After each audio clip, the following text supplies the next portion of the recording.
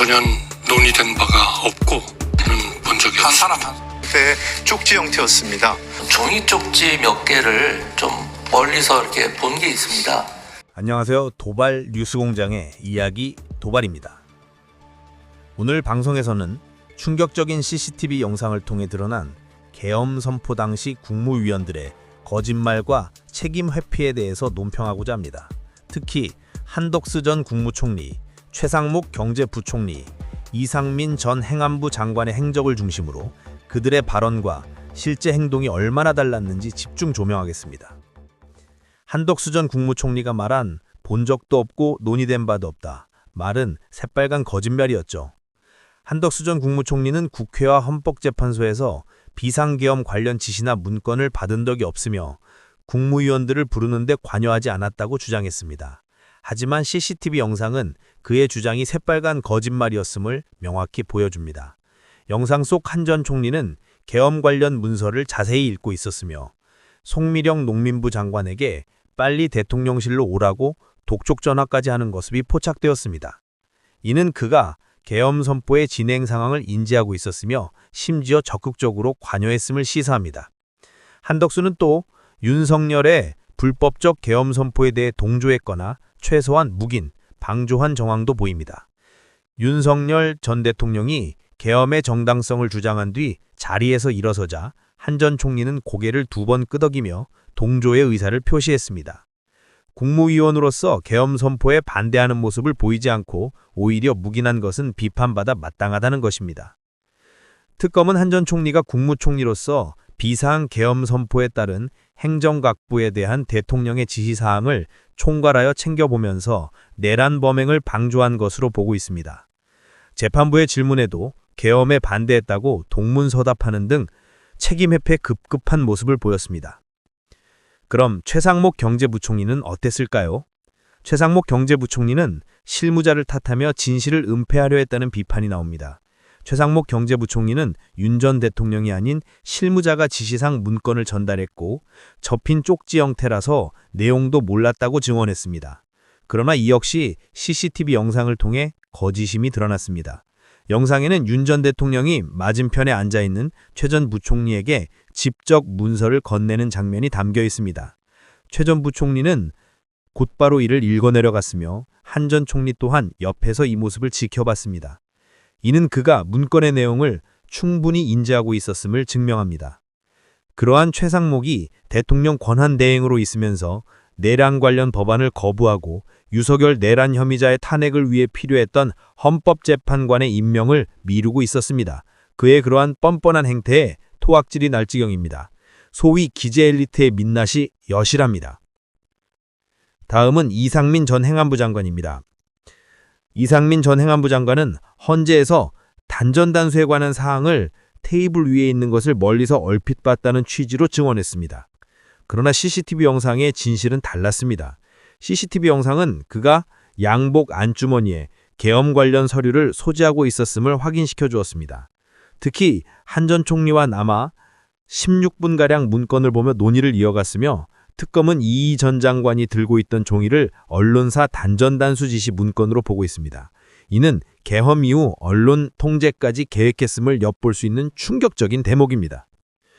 결론을 이야기해 보겠습니다. 오늘 공개된 영상 속에서는 윤 전 대통령을 제대로 말리는 모습이 누구 한 명도 보이지 않았습니다.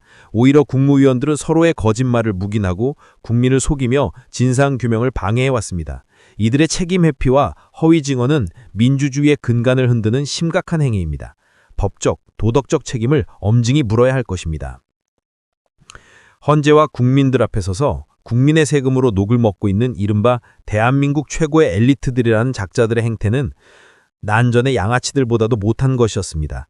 버젓이 온 세상을 향해서 거짓말을 일삼으면서도 얼굴색 하나 변하지 않고 오히려 뻔뻔하기까지 했습니다. 속이 메스꺼울 지경입니다. 국무회는 어쩌면 이 땅의 엘리트 집단의 총화라고 생각될 수도 있을 것입니다. 국무회에 참석하는 그들은 살면서 본인들이 이루어온 공부를 앞세워 출세하고 으스대했을 것입니다. 교육과 배움은 사람이 사회라는 공동체 안에서 살아가는 방법에 대한 상식과 합리적 판단의 교리에서 시작될 것입니다. 그러나 그들이 보여주는 행태를 통해 소위 최상위층 엘리트들의 공부가 무엇이었나 하는 의구심과 회의감마저 듭니다. 얼마 전 대한민국 사법부가 내란 관련 혐의 등으로 구속영장에 청구된 박성재 전 법무부 장관의 영장을 기각했습니다. 스스로 사법 독립을 외치면서도 사법부의 독립성을 가장 심각하게 해치려 했던 내란 관련자들에게 보이는 사법부의 행태가 경이롭기 따지합니다. 그것은 엘리트 집단의 카르텔, 법조 카르텔에 가깝게 보일 뿐입니다. 눈 가리고 아웅하는 소위 샌님들의 작당질 같습니다. 국민은 다 압니다. 또 국민들은 이들의 행동을 똑똑히 기억하고 있습니다. 그래서 앞으로는 이러한 일이 반복되지 않도록 끊임없이 감시할 것입니다. 저 또한 그러한 국민적 대열에 함께하겠습니다. 그럼 지금부터 윤석열 내난수계 혐의자 정부에서 일했던 국무위원들의 민낯을 고발하는 뉴스를 보시겠습니다. 이 영상은 MBC 뉴스의 보도가 출처임을 밝혀드립니다. 해당 링크는 아래 설명글에 남기겠습니다. 그럼 함께 보시죠. 오늘 CCTV 영상을 통해선 과거 윤석열 정부를 이끌었던 주요 국무위원들의 거짓말들이 여럿 확인됩니다. 어떻게 하나같이 이럴 수 있을까 싶은데요. 모든 국민이 지켜보는 상황에서 이들이 국회나 헌법재판소에 나와 내놓은 증언과 12월 3일 밤 실제 행동이 얼마나 달랐는지 이준범 기자가 따져봤습니다.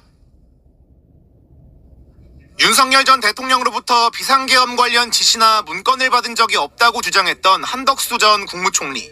한덕수 총리님, 포고문 지금 놓여 있었다고 하는데 보셨습니까? 전혀 논의된 바가 없고 지금 박성재 장관님은 그 포고문이 놓여 있었다고 그러는데 자리에. 저는 본 적이 없습니다. 하지만 본 적도 없다던 문서는 자세히 읽고 있었고 독촉 전화까지 해놓고는 국무위원들 부르는 데 관여하지 않았다고 증언하기도 했습니다. 늦게 그 연락 받은 분들은 왜 그렇다고 보십니까? 그러니까 그거를 제가 연락을 안 했기 때문에 그건 잘 모르겠습니다. 그분들이 오면서 걱정하셨고 다른 국무위원들도 마찬가지였습니다. 최상목 전 경제부 총리는 윤 전 대통령이 아닌 실무자가 지시사항 문건을 전달했고 접힌 쪽지 형태라서 내용도 몰랐다고 증언한 바 있습니다. 들어가시면서 제 얼굴을 보시더니 그리고 저한테 참고하라고 하는 식으로 해서 옆에 누군가 저한테 자료를 줬는데 접힌 상태의 쪽지 형태였습니다. 하지만 CCTV 화면을 보면 윤 전 대통령은 맞은편에 앉아있는 최 전 부총리에게 직접 문서를 건네줬습니다. 최 전 부총리는 곧바로 이걸 읽어내려갔고 한 전 총리는 옆에서 이 모습을 지켜봤습니다. 멀리서 종이를 봤을 뿐이라고 주장했던 이상민 전 행안부 장관 역시 양복 안주머니에 서류를 소지했던 것으로 확인됐습니다. 제가 대통령실에서 종이 쪽지 몇 개를 좀 멀리서 이렇게 본 게 있습니다. 그런데 그 쪽지 중에는 소방청 단전 단수 이런 내용이 적혀져 있었습니다.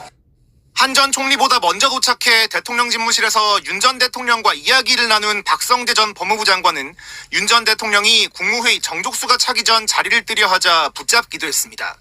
계엄 선포 후엔 이상민 전 장관과 함께 강희구 전 부속실장을 불러 무언가 지시하는 모습이 포착됐습니다. 이상민 장관이 강희구 부속실장을 불러서 부서 준비 관련 논의를 하는 모습입니다. 책임 회피와 허위 증언으로 국민들을 속이고 진상규명을 방해해온 전직 국무위원들의 민낯은 CCTV를 통해서야 뒤늦게 드러났습니다. MBC 뉴스 이준범입니다. 김용현 전 국방장관이 손가락으로 남은 국무회의 정족수를 세고 있을 때 한덕수 전 국무총리는 성미령 농림부 장관에게 빨리 대통령실로 오라고 독촉 전화를 하고 있었습니다. 정족수가 채워지자 윤석열 전 대통령은 계엄의 정당성을 주장한 뒤 자리에서 일어섰고 맞은편에 앉아있던 한 전 총리는 고개를 2번 끄덕였습니다. 이후 윤 전 대통령과 함께 대접견실을 빠져나간 김용현 전 국방장관이 무언가 빠뜨린 듯 돌아오자 한 전 총리는 책상 위에 있던 계엄 관련 서류를 건넵니다. 특검은 이 같은 모습들이 국무회의를 열어 계엄을 제재하려 했다는 한 전 총리의 주장이 거짓임을 보여준다고 주장했습니다. 국무위원들의 말을 들어보라는 건의를 한 상황은 전혀 확인되지 않고 윤석열과 김용현에게 관련 서류를 건네주었습니다. 동조의 의사표시를 하는 모습까지 확인됩니다. 계엄 선포 이후 다른 국무위원들은 국무회의 서류 서명을 거부하며 자리를 떴지만 한 전 총리는 이상민 전 행안부 장관과 남아 16분가량 문건을 보며 논의를 이어갔습니다. 이 전 장관이 양복 주머니에서 문건을 꺼내 건네자 한 전 총리는 이를 곰곰이 읽어본 뒤 손가락으로 문건을 짚어가며 무언가를 긴밀히 이야기합니다. 얼굴에 웃음을 띠고 있던 이 전 장관이 들고 있던 종이는 언론사 단전단수 지시 문건으로 특검은 보고 있습니다. 국무총리로서 비상계엄 선포에 따른 행정각부에 대한 대통령의 지시사항을 총괄하여 챙겨보면서 내란 범행을 방조한 것으로 보입니다. 이에 대해 한 전 총리는 CCTV 영상 중 기억이 없는 부분도 있다며 변호인과 상의한 뒤 입장을 밝히겠다고 진술했습니다. 재판부는 계엄 이후 무장군인이 투입된 상황에서 어떤 조치를 취했냐고 물었지만 한 전 총리는 계엄에 반대했다고 동문서답했습니다. 무장한 군인들이 출동을 했고요. 그걸 막기 위한 어떤 구체적인 조치를 취했는지 묻는 겁니다. 저는 국무위원으로서 할 수 있는 가장 중요한 일은 결국 그 국무위원에게 주어진 그런 국무회의라는 것을 통해서 본인들의 입장을 밝히고 해야 된다고 생각합니다. 계엄 선포 반대 의사 밝히신 거 맞습니까? 반대하시는 듯한 모습이 CCTV에는 안 잡혔는데. 증인으로 나온 김용호 전 통일부 장관은 계엄 선포 계획을 한 전 총리가 아닌 윤 전 대통령에게 처음 들었다고 진술을 번복했습니다. 그러면서도 계엄 직전 국무회의에서 한 전 총리가 반대 의견을 낸 기억은 없다고 증언했습니다. MBC 뉴스 구승입니다. 12월 3일 밤 8시 40분쯤 대통령실 대접견실. 김영호 전 통일부 장관이 앉아있고 한덕수 전 국무총리가 들어옵니다. 당시 김용현 전 국방부 장관, 박성재 전 법무부 장관, 이상민 전 행안부 장관은 이미 대통령 집무실에 들어가 있었고 한 전 총리와 김영호 전 장관, 조태열 전 외교부 장관과 조태용 전 국정원장도 대통령 집무실로 합류했습니다. 이어서 법정에서 공개된 영상은 밤 9시 9분에서 10분 사이의 모습. 한 전 총리를 비롯해 집무실에 있던 국무위원들이 줄지어 나옵니다. 대부분 계엄 관련 문건으로 보이는 서류를 들고 있습니다. 잠시 뒤 김용현 전 장관이 분주히 움직이기 시작합니다. 집무실에서 나오자마자 손가락 4개를 들며 국무회의 정족수 11명까지 4명 남았다는 사실을 알리는 것으로 보입니다. 국무위원들이 다 같이 문건을 검토하는 모습도 찍혀 있었습니다. 이 전 장관은 주머니에서 언론사 단전단수 지시 문건으로 추정되는 서류를 꺼냅니다. 당초 윤석열 전 대통령이 계엄을 선포하려고 했던 시각은 밤 10시. 이 시간을 넘긴 10시 5분에 윤 전 대통령의 모습도 포착됐습니다. 국무회의 정족수가 아직 충족되지 않았는데 윤 전 대통령이 나가려 하자 박성재 전 장관이 나가지 못하게 제지하기도 합니다. 7분 뒤 김용현 전 장관은 손가락 1개를 들어 올렸고 곧이어 오영주 전 중기벤처부 장관이 도착하면서 10시 16분 정족수가 충족됐습니다. 김용현 전 장관은 강희구 전 부속실장을 불러 계엄 문건을 국무위원들에게 건넵니다. 그런데 문건이 다 배포되기도 전인 10시 18분 윤 전 대통령은 계엄을 선포하기 위해 대접견실을 떠납니다. 파렴치한 종북 반국가 세력들을 일거에 척결하고 자유헌정 질서를 지키기 위해 비상계엄을 선포합니다.